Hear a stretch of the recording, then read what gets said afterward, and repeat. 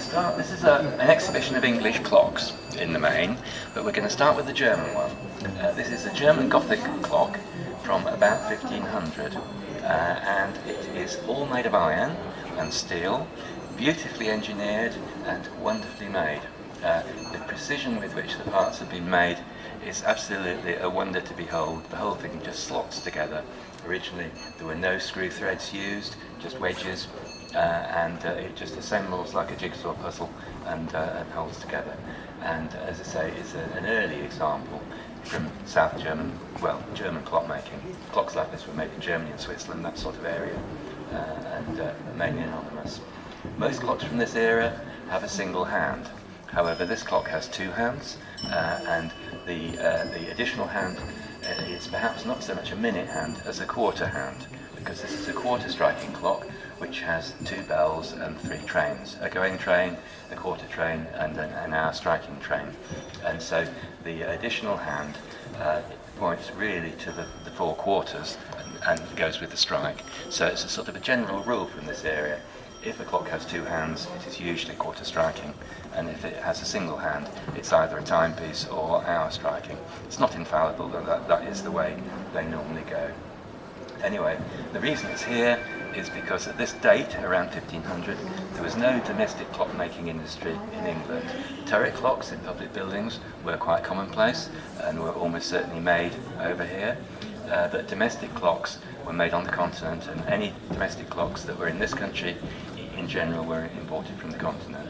So we put it here as a sort of a precursor to the industry that sort of developed in England, mainly in London. So from here we can move on to the earliest of the English clocks.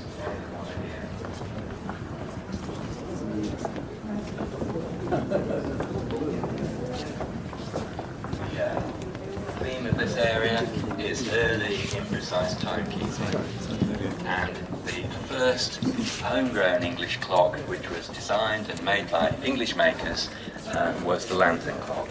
So from about 1600 we see lantern clocks and similar small wall clocks appearing, but the lantern clock is the dominant form that was then made for many years, the best part of 200 years, with various updates in technology, but otherwise not changing very much.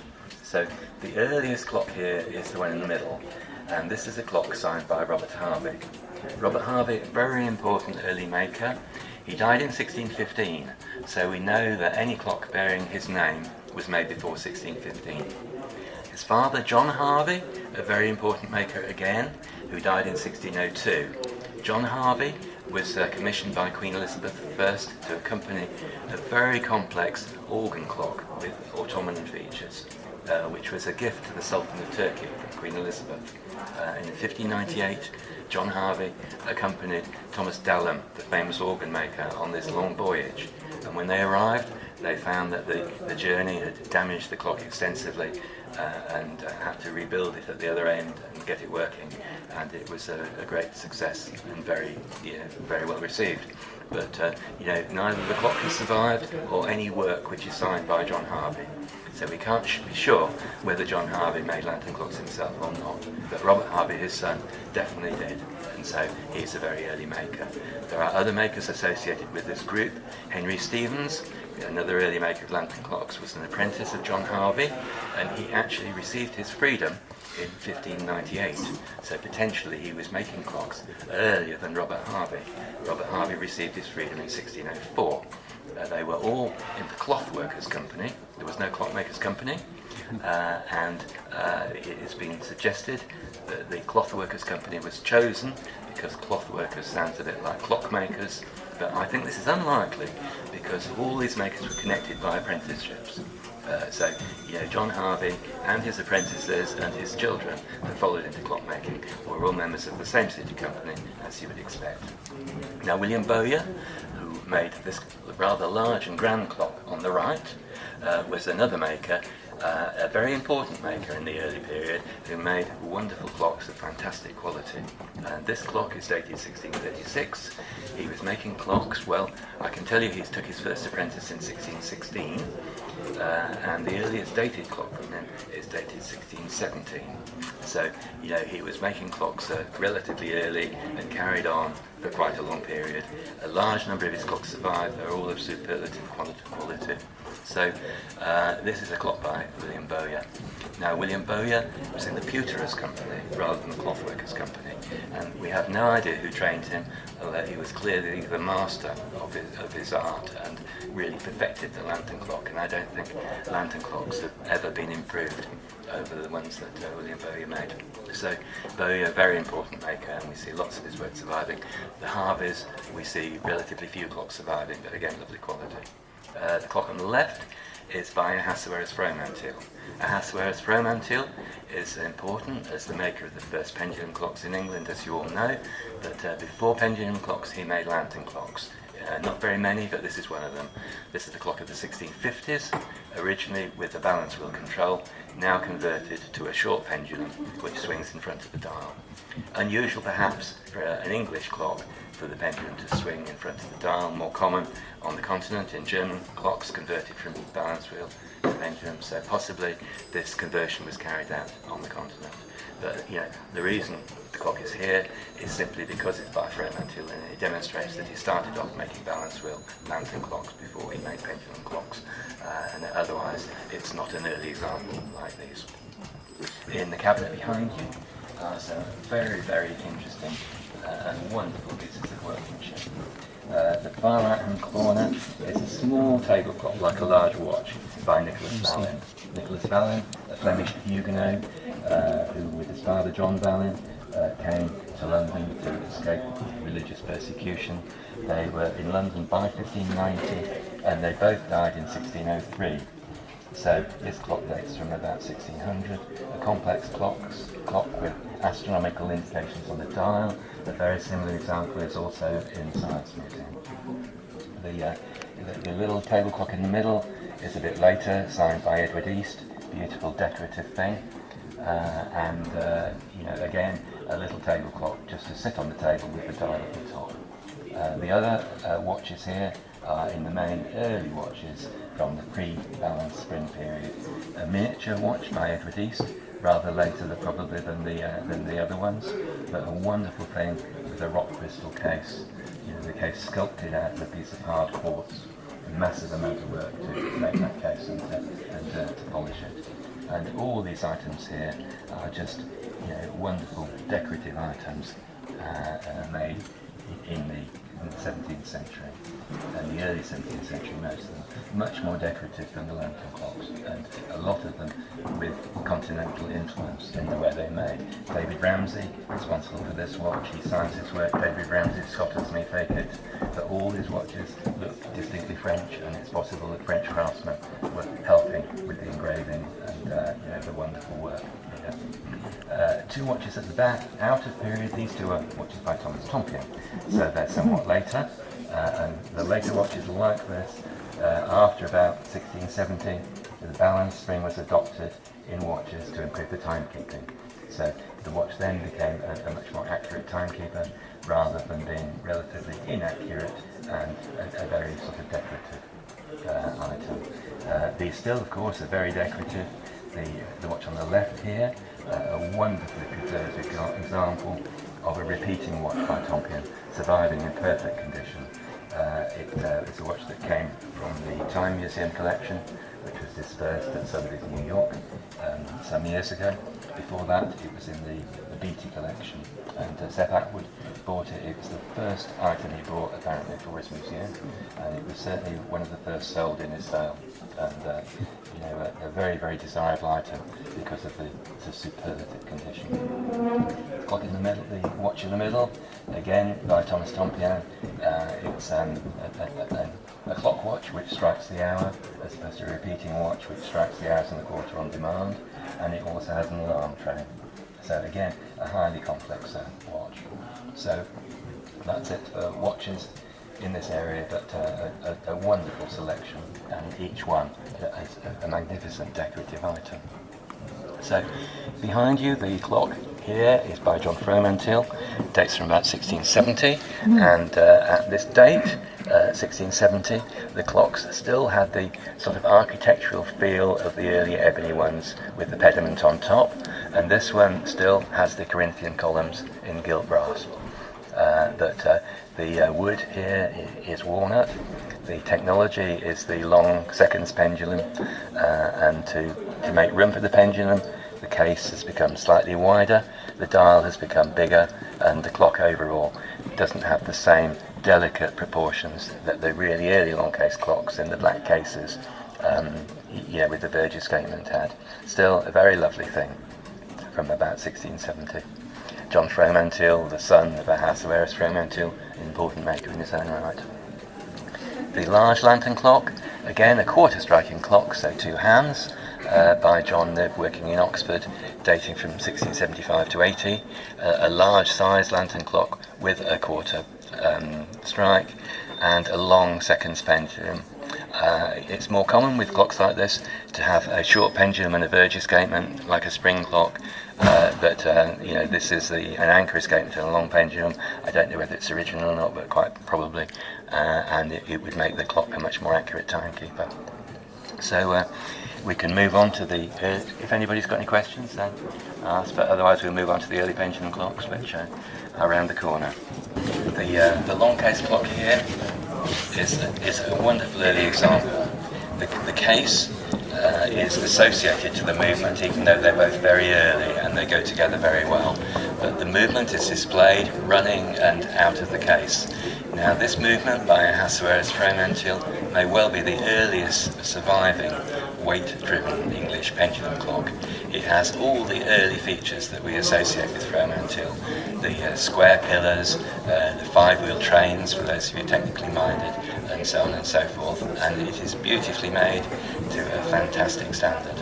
And the dial, which is displayed in the case, has this wonderful engraving, lovely engraved spandrels in the corner, and the name A. Fromentil underneath.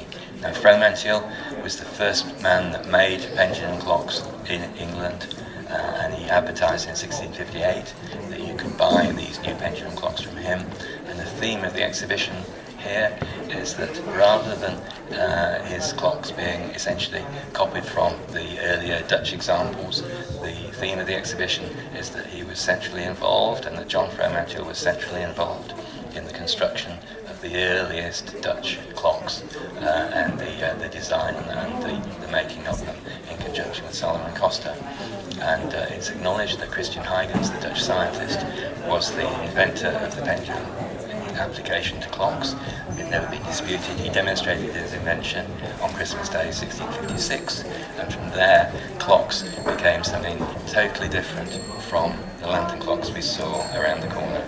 Wonderfully sophisticated, accurate timekeepers running for a week or longer, pieces of furniture, craftsmanship of the highest order, and the most elegant piece of furniture that you could imagine for your house. So this clock is called the Clifton clock. The Clifton, the designation is because in the base of this case was found a trade token with the name of Joseph Clifton.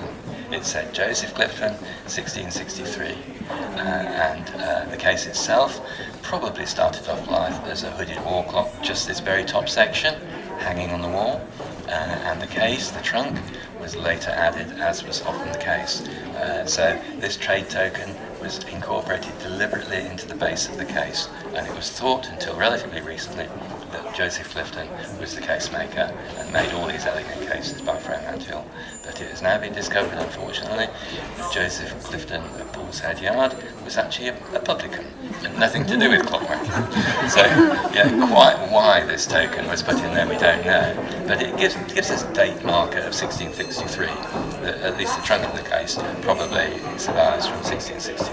The movement, of course, is earlier, and the movement would be, probably from, let's say, around 1658, one of the very earliest to survive, and we don't even know if it might be earlier, 1657, but a very, very interesting thing.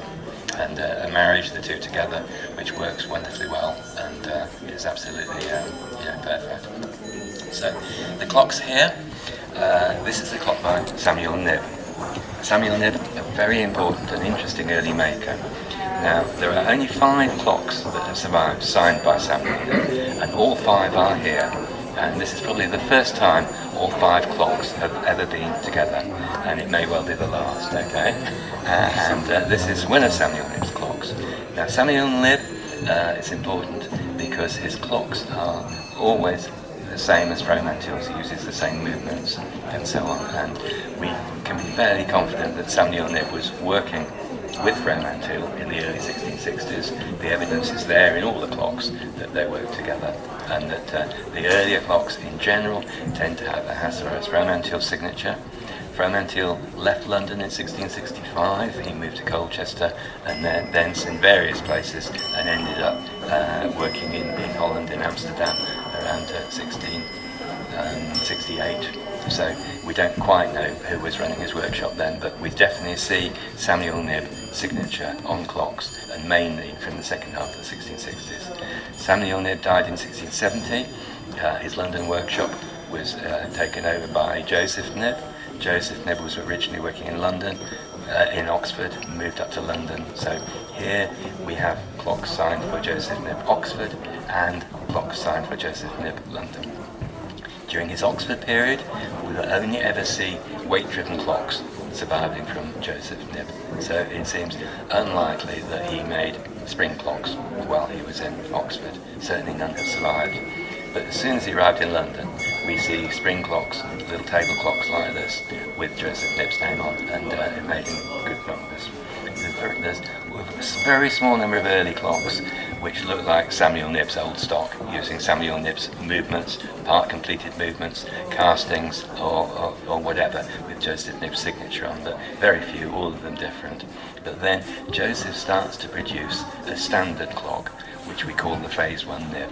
Now this is an example of a Phase 1 Knibb, and these clocks all have the same style of case, very often with a very nice cherry mount on the dome, a sort of a low dome, usually in ebony, though occasionally in walnut and olive wood. Around 20 examples survive of the Phase 1 Knibb. The movements are surprisingly different. We see quite a lot of different movements in here, and this is an early example of what's called a Roman striking movement. It's called a Roman striking movement. Now, most of you know what Roman striking is, but if anybody doesn't, then it utilises 2 bells to strike the hour.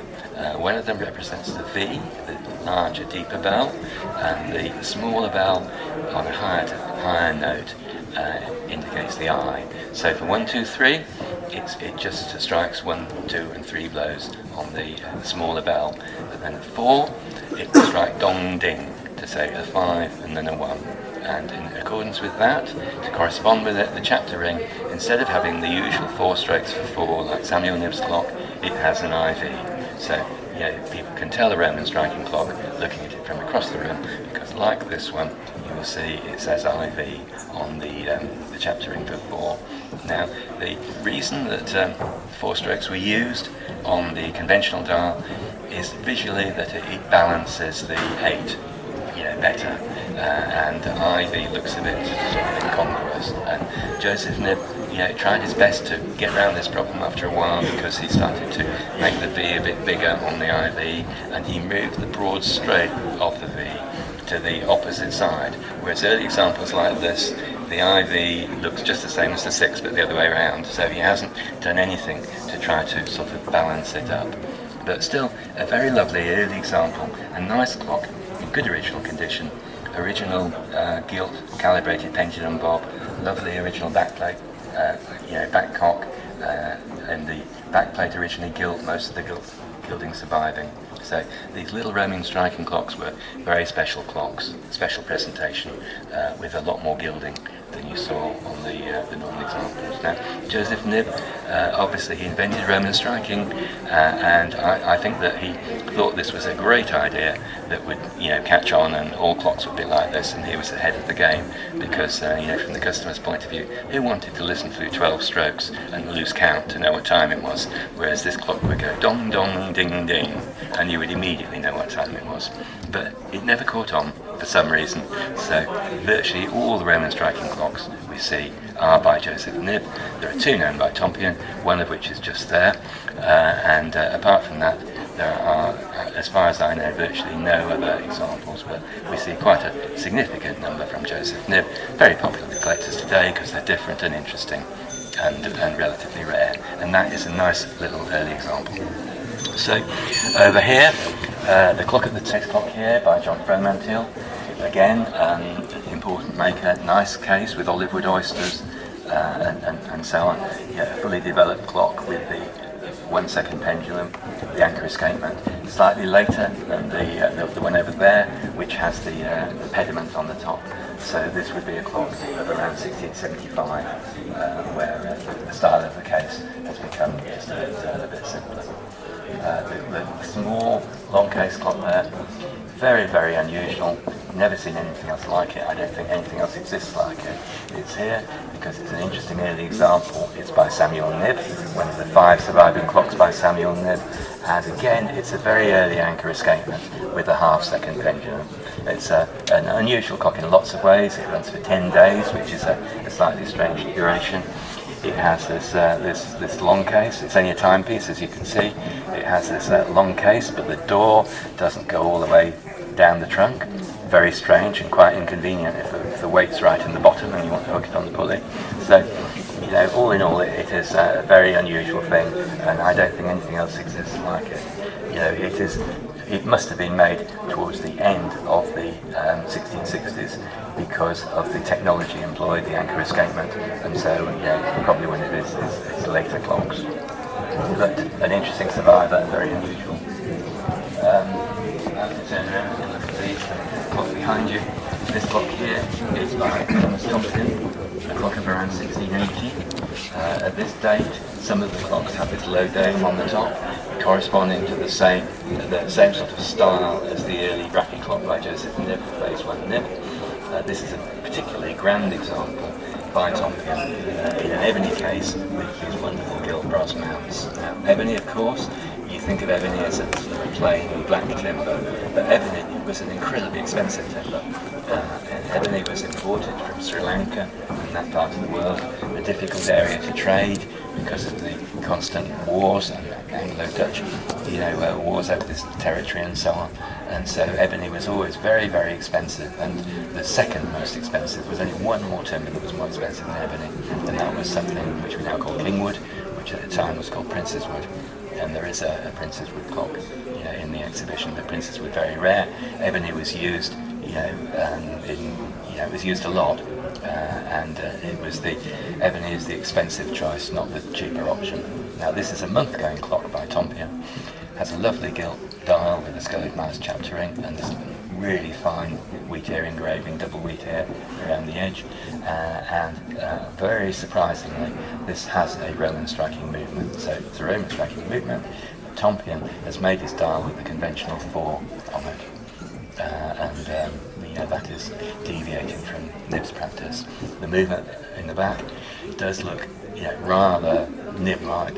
So it's possible that Joseph Knibb, in one way or another, had a hand in making this clock, though the dial, it is pure Tompion's work.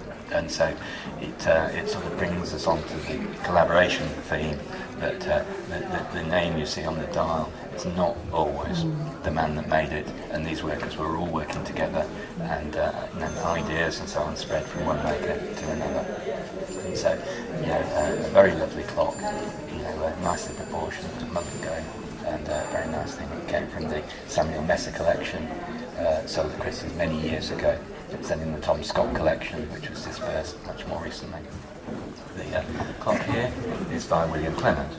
Now, looking at the case of this clock, you see it's a very narrow case, and you would expect it to be an early clock with a verge escapement, using this type of beautifully proportioned case where it has a very slim trunk, because in that instance, the trunk is only here to encase the weights, and it's no, wide swinging pendulum that has to be accommodated. So the dial, of course, has a second dial, so it has to be an anchor escapement clock, or it could be a crossbeat escapement clock, which is a very rare thing. So it's interesting from that point of view. And the movement, even more interesting. It's a two-train quarter-striking movement, so quite a complex movement, using several bells for the quarter and a bell for the hour. And the movement is even more interesting because this is the movement that was originally scribed and planned for the verge escapement. It was then never drilled for the verge, so it could not have been made, and it was then decided to fit it with what's called a pendulum crossbeat escapement, a very rare thing that was only used for a very small number of years. One example survives by Joseph Nibble in Oxford, but the pendulum crossbeat escapement was just another way of using a long pendulum. Scientific instrument, a trigonometrical calculating machine with joint signatures Henry Sutton and Samuel Knibb, dated 1664. This is a loan exhibit from the Science Museum, and it shows us that Samuel Knibb was working with Henry Sutton. Henry Sutton, the premier scientific instrument maker of the day, a master engraver and divider of scales, very, very accurate scientific instruments. Another instrument by him there, a compass, a surveying compass, and so on. And there's a more complex calculating machine, which is in a museum in Italy, again with Samuel Knibb and Henry Sutton's signatures on. So Samuel Knibb working in scientific instrument making with Henry Sutton, and it makes people wonder, was Henry Sutton involved in engraving dials for Fromentil with very accurately divided minutes and so on? Who better to do it than a scientific instrument maker? So that's it for here. Two little box clocks, wonderful early examples of English clockmaking by Ahasuerus Fromentil. Now, these clocks, to some extent, follow what we see as the Dutch practice for the early weight-driven wall clocks. Then, a clock like this, designed to hang on the wall, the movement is supported on the dial, the front door opens, the dial and the movement swing out to give access to the pendulum. Now, this is a good format for a clock that hangs on the wall, because you can't get to the back of it to swing the pendulum, so it would make sense. It doesn't work well when you take it off the wall and put it on the mantelpiece, because when you do this, there's a tendency for the weight to make the thing overbalance forward. So these were, I think, designed as little wall clocks very early, short duration, just using golden barrels, no fusees, and this up and down train with the striking train at the bottom and the bell at the bottom. So making a compact movement, but again, made to a lovely quality by Fromentil. These are the two earliest box clocks surviving. 3 box clocks by Fromentil survive. The third is here as well. Again, a very lovely little thing, but with a more fully developed movement using fusees and the conventional side-by-side train. But apart from that, the same sort of principle. Now, earlier it was thought that the practice of making these box clocks was a sort of, if you like, a Dutch invention, but and it's said that these early examples follow the Dutch practice of having the door hinged on the left, rather than the English practice of having the door hinged on the right. But in the exhibition, it's suggested that Fromentil, Huygens being the inventor of the pendulum mechanism in 1656, this being acknowledged by everything, that Fromentil was centrally involved in the design of the early pendulum clocks that were made in Costa. So I think that's it for that cabinet. Over here.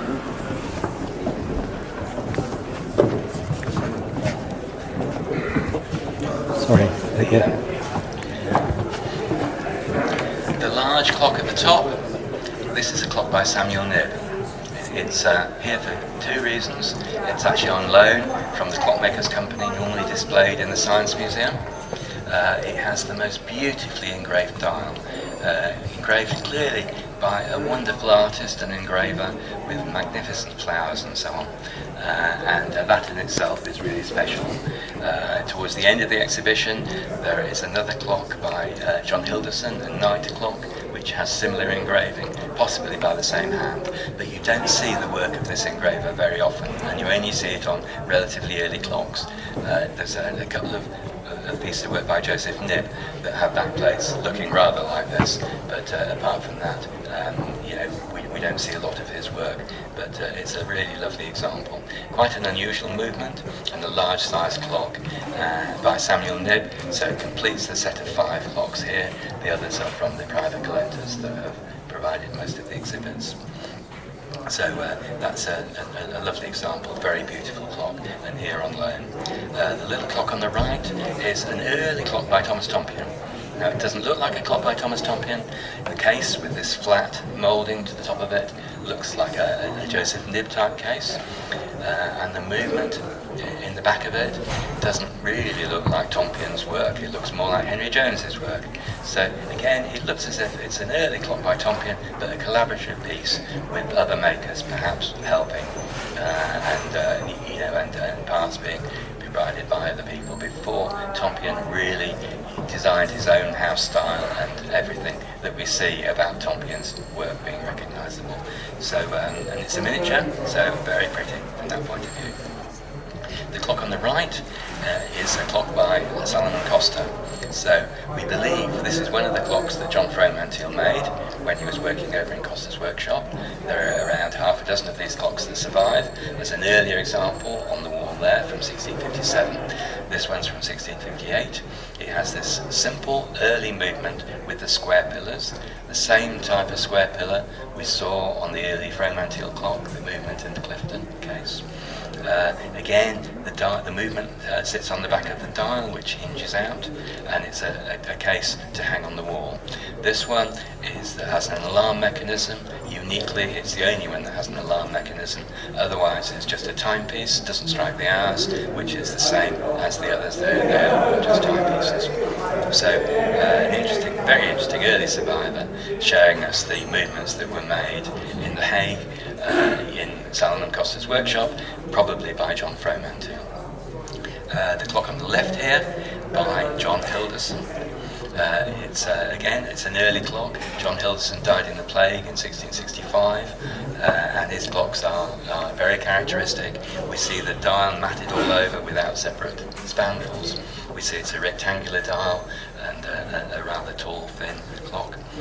Cases from John Fromantiel, always simple and elegant, without any mounts. Possibly he was a Puritan. He took this approach, but his cases are always elegant. The movement of these clocks is what has become known as an East School movement, because the same movement in dial is used extensively by Edward East, and the movements in the dials, even the same engraver does the signatures on the back, so they're almost certainly from the same workshop. And they're called East School clocks, but it seems quite likely that Hilderson was the man making them and supplying them to East, and East was the man with the customers that could sell them. But after 1665, the East's clocks change, the spring clocks anyway. The Wakefield clocks stay much the same as they were, but the spring clocks change. We see rather fewer of them, but they don't follow this pattern in the same numbers as they did earlier. So that's a nice, well-preserved example. The clock at the bottom, on the left, a 3-trained clock by Edward Stanton. Short duration, I think it's about 3 days. Unusual thing. In a strange case, it does look as if the case was designed to have columns on the corners because of the excessive overhang, but these have never been fitted, so that's just the way it has always been. Just the movement only, an early example by Ahasuerus Fromantiel, a timepiece, weight-driven movement, a long case movement. The case isn't here because the case is later, so not of real interest. It's a clock from the Lord Harris collection, now converted to an anchor escapement, but originally it would have been a verge and the short pendulum. It's an interesting clock because the outer rings of the chapter rings can be adjusted manually, and we don't really know why. It's suggested it is possibly a manually adjusted equation of time, but yeah, we're not really sure. Other tidal indications and all sorts of things have also been suggested, but it's a very unusual clock, so more study is needed. The large size clock here, a clock probably, I don't know, about 16. Well, I'll give you a date somewhere, but it's a much later clock with the arch. So it's an early 18th century clock with the concave mouldings and the arched dial. It's by Joseph Williamson, and the strange thing about it is it's got a dial on each side. So it's a clock designed to stand in the middle of the room, and again, an idea that didn't really catch on, having a clock standing in the middle of the room, for good reasons. But the reason it has two dials is one dial indicates, let's say, what we call true time, which is mean time, mean solar time. The other dial indicates what Joseph Williamson calls apparent time, tempus apparens, which is the time told by the sundial. Now, most of you know that the sundial doesn't tell the same time as a clock. It varies plus and minus a few minutes per day depending on the month of the year. And the reason for this is that the Earth obviously rotates on its axis in something approaching 24 hours, but it also rotates around the Sun in an elliptical orbit. Now, the rotation of the Earth is constant if you measure it by the stars, but because the elliptical orbit means the planet goes faster and slower at different positions in the ellipse, then the two combine to give a different apparent rotation of the Sun around the Earth, and so it's the rotation around the Sun that causes the problem. So this gave customers a problem with setting their clocks by the sundial because they might be wrong by a few minutes. And the clocks are accurate enough at this period for that to not matter. So the invention that allowed this clock to be made was called an equation kidney, which is an odd-shaped cam, shaped a bit like a kidney, invented again by the Dutch scientist Christian Huygens. And this very complex mechanism, if anybody wants to shine a torch at it and look at it, if you're interested, you want the torch? Have a better light on it. Very complex, and it's driving these two dials from one movement. And now I believe that the motion of the equation kidney, which turns once a year, is applied through a differential gear to allow one dial to read differently from the other. So the principle being that you can set the apparent time to your sundial, and the other dial will automatically read mean time. So quite a clever idea, but a very complex mechanism, and it didn't catch on. So we do see, equation clocks, but generally not with two dials like this one. I can see why, because I wouldn't want it in the middle of my room. Do we know whose room it was made? We don't, unfortunately. The case is later, purpose made. So I don't think we know that much about the sort of the history of it and so on. But it's a very interesting and unusual survivor, and certainly a talking point, if you had it in your collection. The little clock here. This is a very early example. It might even be the earliest one, but it's a clock from Salomon Costa's workshop, again made by John Fromentil, almost certainly, and it's dated 1657.